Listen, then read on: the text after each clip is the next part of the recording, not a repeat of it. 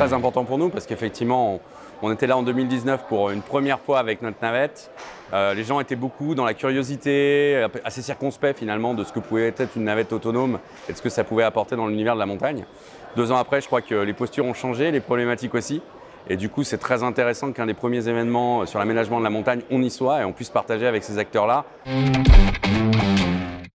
D'abord, Bertholami, c'est une histoire familiale. C'est une histoire qui a débuté il y a 70 ans par les grands-parents qui ont créé cette entreprise dans la Drôme, qui est un autocariste local. On a une centaine de véhicules. C'est une entreprise qu'ils ont dirigée pendant plus de 30 ans. Nos parents les ont dirigés pendant plus de 30 ans. Et en 2018, on les a repris avec mes frères Fabien et Yannick. Rapidement, quand on s'est intéressé en 2018 à la navette autonome, je me suis dit qu'un des terrains de jeu qui pouvait être très intéressant pour ce véhicule-là, qui à l'époque était très orienté grande ville, smart city, ça pouvait être la montagne. Qu'est-ce que c'est qu'un véhicule dans un territoire un peu plus hostile, un peu différent, rural? Comment est-ce qu'on va gérer la motricité? On va mettre 4 roues motrices au lieu de 2 roues motrices. Comment on va gérer la neige en hiver? On va mettre des pneus clous au lieu effectivement d'un pneumatique classique. On va travailler sur des thématiques de pente, de gestion de freinage qui sont un peu différentes. Mais tout ça mis bout à bout nous a permis d'arriver dans cet univers-là où notre métier de la mobilité doit évoluer. C'est une navette qui va apprendre le parcours qu'elle va réaliser. Donc elle va réaliser des parcours de 8 à 10 km.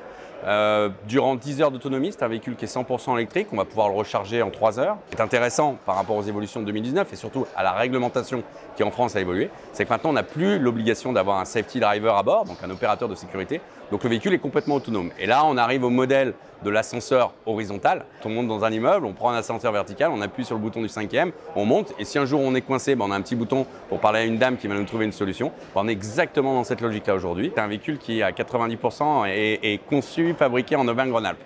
On a la chance effectivement de pouvoir travailler avec des laboratoires de pointe sur toute la partie de solutions de mobilité et de la même manière des PME familiales comme nous qui livront des composants clés de ces véhicules-là. Donc ça, c'est un point fort. La belle surprise d'Alpi Pro 2021, c'est qu'on a des personnes qui sont arrivées avec des plans. Ça, moi, je ne m'y attendais pas du tout, qu'on pose des plans sous le nez en disant, voilà, on veut desservir ce parcours-là d'une nouvelle manière, on a besoin d'un modèle de mobilité qui soit différent.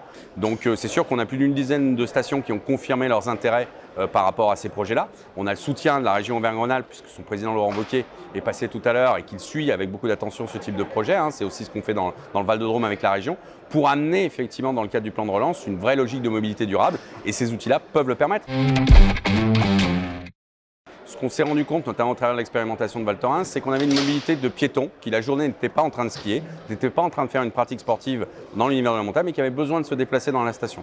Et ces personnes-là, elles cherchent un outil qui est relativement simple, avec une fréquence et une grosse amplitude horaire. L'idée de ces navettes autonomes, c'est qu'elles puissent aussi servir les saisonniers qui, dès 5 h ou 6 h du matin, ont besoin d'un outil pour pouvoir se rendre sur leur lieu de travail. Donc c'est en englobant toute cette problématique qu'on va pouvoir créer des services de mobilité qui vont fonctionner soit en format de ligne, soit en transport à la demande, et donner effectivement une empreinte très faible au carbone sur ces territoires-là. Ça, c'est un premier élément. Le deuxième élément, c'est qu'elle peut être multi-usage, cette navette. On peut tout à fait envisager, aujourd'hui elle transporte des passagers, demain elle va aussi transporter des marchandises. Pour moi, c'est un des grands enjeux de ce modèle-là, c'est d'hybrider la mobilité entre les marchandises et les passagers.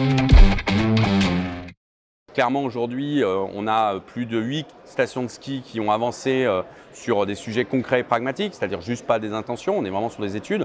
On peut évaluer que 50% de ces stations seront prêtes pour l'hiver prochain. Les années suivantes, on arrive à créer des vrais réseaux de mobilité autonome hybrides dans les stations de ski ou les territoires de montagne. Ça, on y croit. On a l'organisation locale pour le faire. On a les collectivités qui ont pris des compétences autour de ça. On a les partenaires aussi qui réfléchissent avec nous sur ces thématiques-là, qui sont des acteurs historiques de la mobilité. On peut penser à Transdev qui travaille avec nous sur ces points-là. Donc voilà, on est vraiment sur le démarrage de cet écosystème, de ces réseaux de mobilité autonome qui vont embarquer aussi bien des passagers et des marchandises pour aller vers des solutions expérientielles et servicielles.